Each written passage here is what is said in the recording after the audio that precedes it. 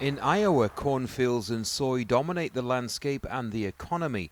This is the breadbasket of the Midwest, where 90% of the land is devoted to agriculture.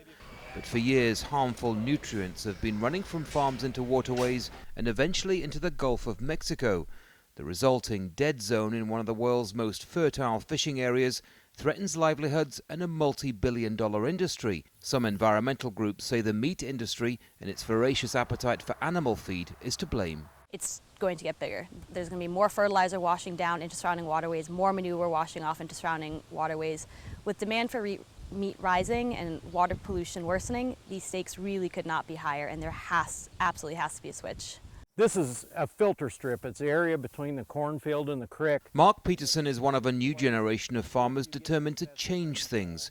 Using planting techniques that retain soil and prevent harmful runoff is something he hopes will reduce pollution. I consider myself a self-proclaimed shrimp hugger in the fact that if I keep my nutrients in my soil on my farm and they don't go down to the Gulf of Mexico, it will allow for a better shrimp habitat.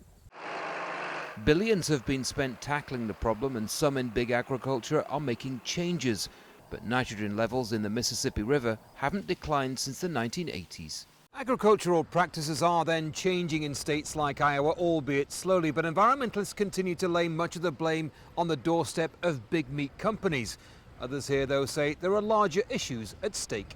Even as the agriculture and fishing industry faces serious challenges, global warming may be an even bigger issue. Food production, I think, is imperiled by climate change.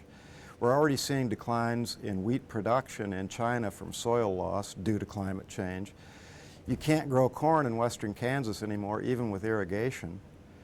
And there's some question about how much corn we'll be able to grow in Iowa in 50 years. Farmers in the Midwest are now being encouraged to reduce runoff, but with corn and soy prices falling and demand for land to feed livestock growing, voluntary action may not be enough.